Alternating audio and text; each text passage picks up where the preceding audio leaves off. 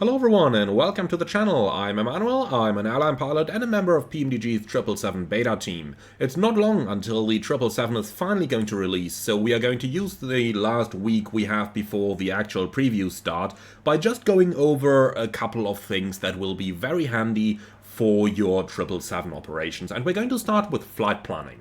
Now, on today's video, we are going to have a look at my first 777 flight that I will be featuring on the channel, and that is going to be collecting an airplane from its factory at Painfield in Everett and flying it over to its home base.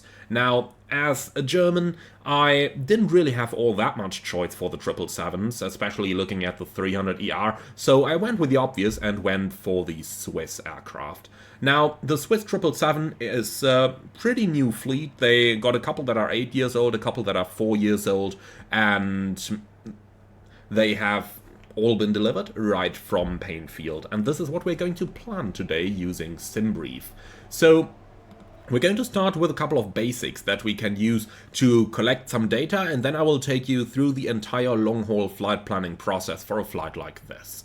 Now, we're going to start with the basic departure and destination. So we are going to depart Painfield in Everett, and we're going to be landing in Zurich in Switzerland. Obviously, our aircraft type is going to be the Boeing 777-300ER, so Bravo 77 Whiskey is the aircraft code, and we're going to select this down here. Now, from here on, we just have to get a little bit creative, because this is obviously not a planned scheduled flight. But nonetheless, I want to give you a little bit of information there as to how you can still get real-world flight numbers for flights that you plan to do. And for this, we are going to go down into the route menu down here, and we go to Edi-Gla. So Edi-Gla is a website that is a real-world flight plan database that you can find, and SimBrief just links you directly there, giving you the exact route pair that we are looking for, so from Everett over to Zurich. And you can see that they actually do have 2 flight plans of real-world flights on this route. So you can see the first one over here, Swiss 7771, was the first 777 that Swiss got, thus the call sign.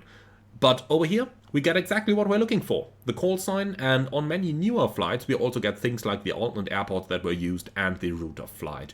Now, on a flight that's been about 8 years ago, obviously the route is not really going to be very useful for us anymore, but the call sign for sure is. So Swiss 7771 is going to become our call sign right up here. So SWR 7771, here we go. Now, in terms of alternate airports, Paris is probably a little bit far away, but Geneva looks pretty good, keeping it in the country and keeping it at a Swiss operating base. So Geneva is going to be the alternate that we are going to pick. Now, if we go over to Edi-Gla once more, then we can also see the scheduled departure time of the flight, and that was 21:25 UTC, and that is exactly what we are going to use. So, in order to keep it as realistic as possible, we're going to change our departure time to become 21:25.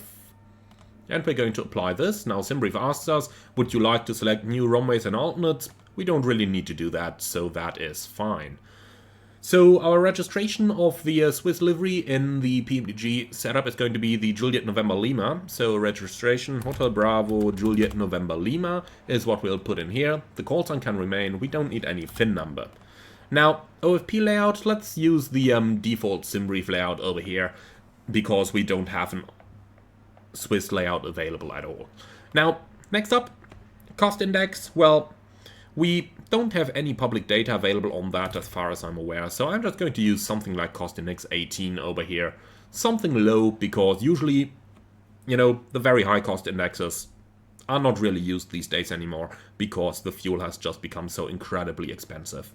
Now, going a little bit further down, optional entries. Now, over here, departure and arrival runway obviously are pretty interesting for us. So we're going to start with a little look at the weather information that we have over here for our departure airport.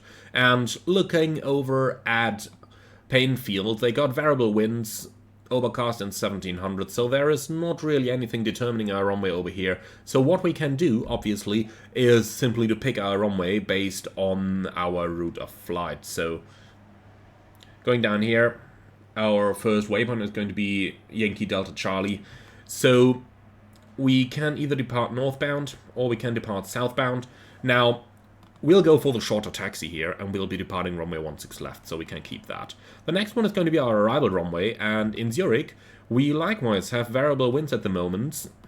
And since we don't really know what we can expect then, unless we have some inside information, what I would typically do in a case like this is to go to Flight Radar 24, and in Flight Radar, just go to the airport in question. You can see I've already looked at that. So search history, Zurich, show on map, and if we then zoom in a little bit, we can usually get some good information on where they are landing at the moment. And you can see over there, there's actually a flight on approach to this runway over here. And surprise, surprise, this is actually a runway 14, as we can see over here. So with that, our runway is basically decided on. So 16 left, 14, we can keep those. We're going to leave the altitude field blank over here because it is a long-haul flight, so there will obviously be several step climbs planned during our flight. Now, next comes the question of passengers. Now, today we are taking delivery of a brand new aircraft. That means we don't really need many passengers, but the airline would have had a team of a couple of engineers and airline representatives over there who sign the contracts, who check the aircraft to make 100% sure there are no deficiencies with it before they collect the plane. So in all, what we're going to do is we will take some 15 passengers over here, all of which are airline representative and staff. Now, if you are planning a normal 777 passenger flight, let's just go into some of the backgrounds of typical 777 payloads. Many airlines have their aircraft configured between 300 and 350 seats roundabout, but with a simple Google search, you can usually find the seat layouts of all the different aircraft. The PMDG plane itself has a layout of 370 seats in the cabin, so 370 is what you can use as a maximum for the PMDG plane and its cabin layout. Now, freight is also a rather important thing over here. Now, the Boeing 777 has a very large cargo hold, and typically airlines are going to sell that cargo capacity for shippers and maybe their own cargo companies, you name it.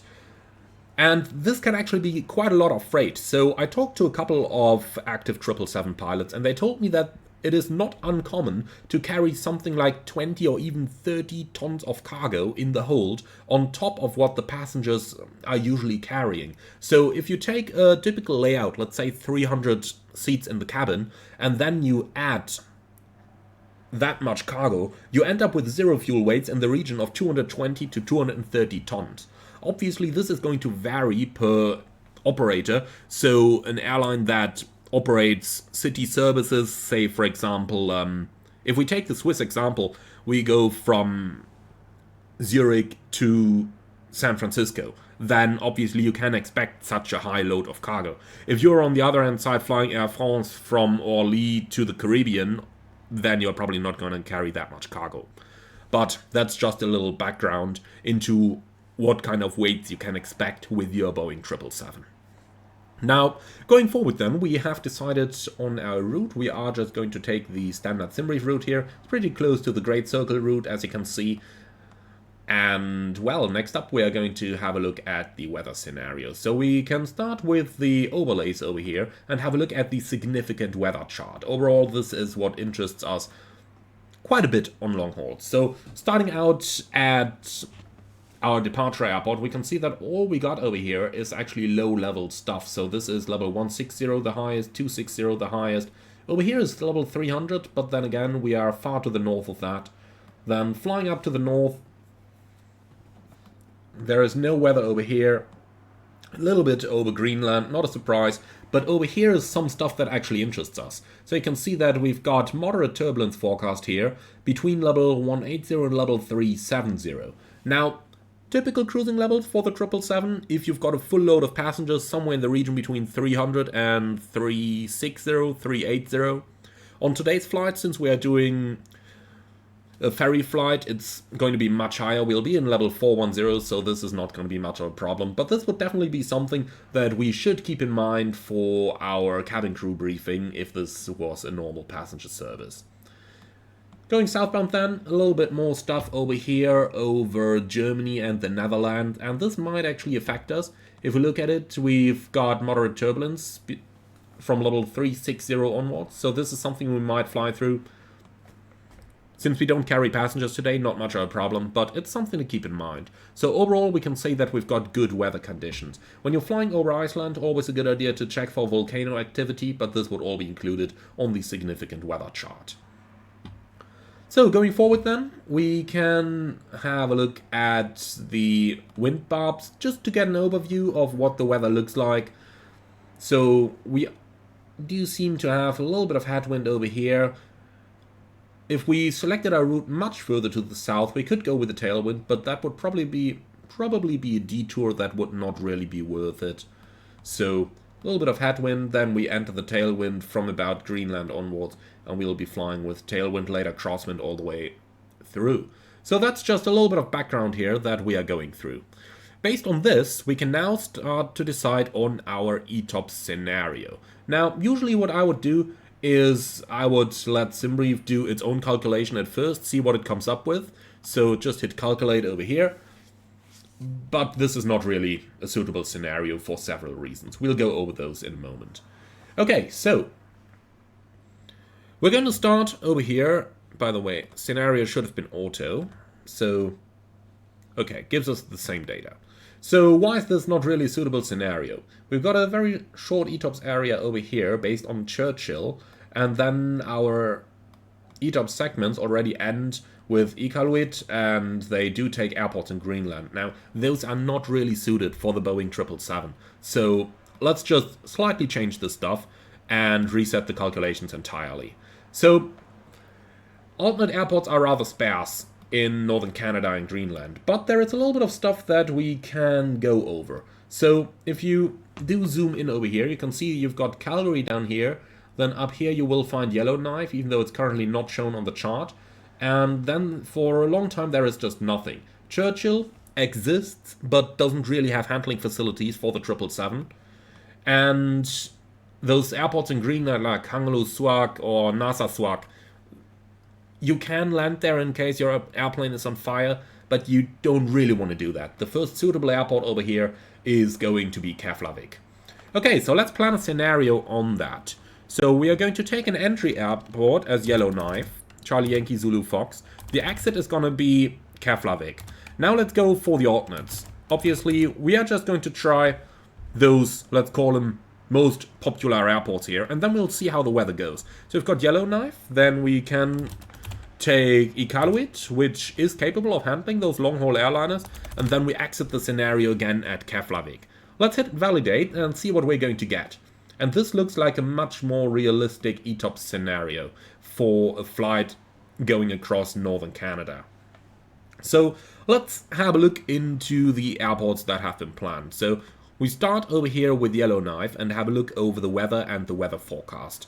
So remember, it's going to be a night flight that we are doing today, departing at about 2100 Zulu. So we are going to have to take that into account looking at the weather forecast. Now, looking into the weather over here, we generally have good weather conditions in Yellowknife all over. A little bit gusty maybe for the first hour or so where we are going to use it as an alternate, but thereafter even the gusts are going to calm down again at 0200. So we might have those gusts, but 22 knots is far away from any 777 operating limit. The weather minima are looking good for this flight as well, so we can conclude that Yellowknife is a suitable alternate for us. Now, we're going to have a look into why Churchill is not really appropriate in a few moments, but next up is going to be Iqaluit. And looking at the weather forecast over here, first of all, we got to determine how long are we going to take to get here. Now, we're looking at about a 9-hour 30 flight in total, so Iqaluit will become relevant from maybe about 2.5 hours into the flight until about, well, basically only until here, so until about 4 hours into the flight. So we're looking at a timing from between 2300 UTC until approximately, well, call it 0200 UTC. And just to make you aware, even if Iqaluit was not available, the 777 is licensed for 330 minute ETOPS, just to show you what that would give you. If I hit 330 minutes over here, you can see that any single one of those 3 airports could cover the entire ETOPS area over here. In fact, just using Yellowknife alone, you could cover the entire area over to Keflavik, so the airplane is not really critical. Many airlines, however, do have lesser scenarios, so 180 minutes or 207 minutes ETOPS scenarios are a little bit more common, and if we do take those, then you can see that we do need an airport in the middle over here, because you can't get from Yellowknife all the way to Keflavik with a 180 minute scenario. If you take a 207 minute scenario, then it's still the same thing, so you do need something. Or you can, of course, just take the ETP right from Yellowknife over to Keflavik, which, however, is a really long time without an alternate. So if Iqaluit was not available, it might be an idea to take something down here like Goose Bay, for example, just so that you have an airport in the middle where you can land in case something happens. Alright, so back to our scenario. Today we are just going to go with the 180 minute scenario. It doesn't really make that much of a difference. Now, we do have an equal time point in the middle over here between Yellowknife and Iqaluit, and then going on from Iqaluit and looking at the weather over there, we can see temporary weather, and this is really all that matters for us, is light rain, broken clouds in 2000, visibility more than 6 miles, and the associated wind is 160 so easy going. We are not running into any kind of limitations over there. Now, going on from there, we can have a look at Keflavik, which is our next airport, and we can see something down here. But if you look at the timing, this is just from 1700 till 2200, so this weather is not really going to affect us. Much rather this temporary weather up here, 3000 meters visibility, rain and drizzle, overcast in 600. Now that is going to affect us. But if we think about it, what are the limits for an ETOPS alternate airport then? Well, it is quite easy indeed. For an airport with a precision approach, you need at least the required minimum visibility plus 800 meters, or the required ceiling plus 200 feet. So, easy going. If the airport is only equipped with a non-precision approach, then you need at least the required minimum visibility plus 1,500 meters, or the required ceiling plus 400 feet. And those are the required minima for ETOPS alternate planning. Now, the United States is different. We'll cover that in a more detailed tutorial. We have actually covered that in a past tutorial on long-haul flight planning made easy. I'm going to link it in the video description below so that you can have a look. Now, from here on, from Keflavik, we are already going to be within range of many suitable airports, so there's nothing really to worry about. Last thing for us to consider is the weather over at Zurich, and you can see we are looking at a good weather forecast all over, nothing to worry about. And the same over in Geneva, good weather forecast, nothing to worry about. Now, since our ETOPS scenario has now been decided on, let's quickly have a look at something else that can really save the airline money, and that's the fuel planning scenario. Now, by default, SimBrief uses 5% or 5 minutes, but you can change that. And for long haul, I very much recommend to go with the EASA scenario if you're operating on an EASA basis. And this is going to ask you if you would automatically like to select an en route alternate airport. Now, the en route alternate is required if you want to use reduced contingency fuel. It is basically going to be located within an hour flight time from approximately 25 or rather 75% of your route total distance. So you can see that blue circle over here marking the en route alternate airports requirement, and we can basically choose anything within here. We could, for example, go for Amsterdam down here, or we could go for Keflavik. There's plenty of options available. You can manually select the en route alternate in the alternate airport field. So down here, en route, you can see it's selected Keflavik. We could also change it, for example, to Amsterdam. But overall, this is just a planning scenario. So as soon as you're in the air, you can basically fly wherever your fuel takes you. And you can even commit to landing at the destination if needed. Now, this looks like a good fuel planning to me. Let's go ahead and hit generate flight and see what SimBrief is going to come up with if we complete this calculation.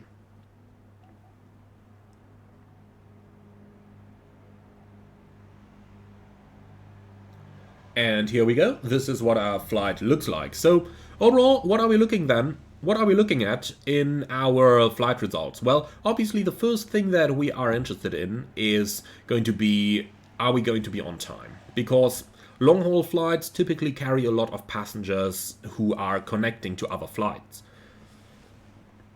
Especially in the European Union with compensation rules and everything. If you arrive half an hour delayed, but that means your passengers are missing their connection flights and the next connection flight goes with a delay of more than 4 hours, then you will have to pay the passengers compensation for the delay. And that compensation on long haul is 600 euros per passenger times 300 something that you are carrying. That's a whole lot of money.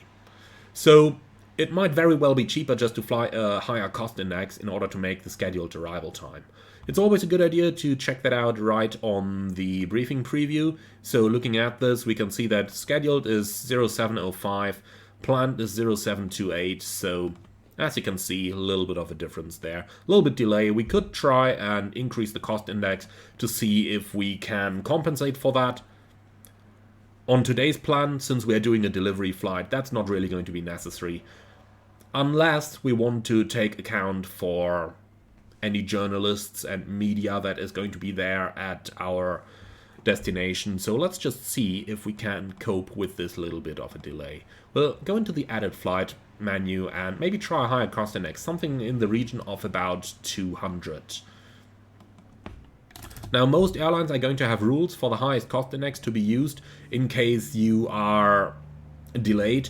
For example, one airline and one pilot that I talked to a lot told me that the highest cost index to be used in his airline for delay compensation is 300. Anything else would have to be planned by dispatch.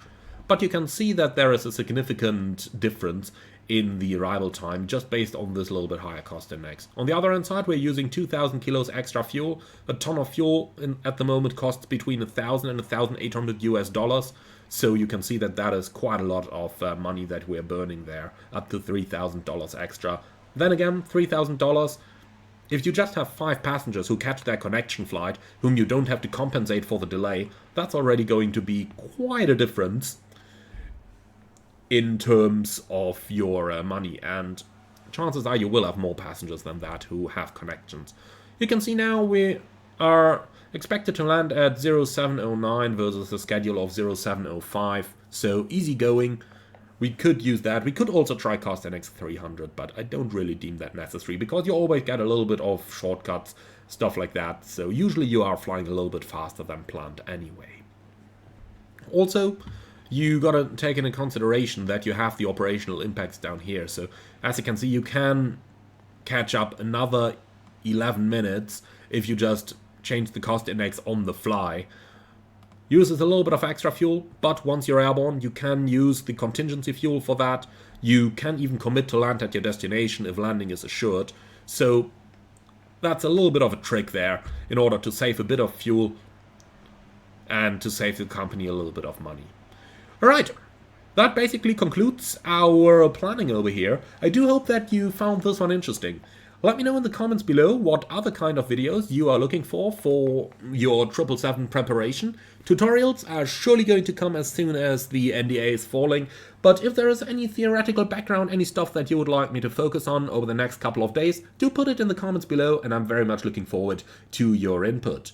Thank you very much for watching, everyone. I do hope you enjoyed this video. Let me know in the comments below. Be sure to like, comment, and subscribe if you don't want to miss out on the actual 777 previews coming soon. And with that, I'm looking forward to see you all again on the next one.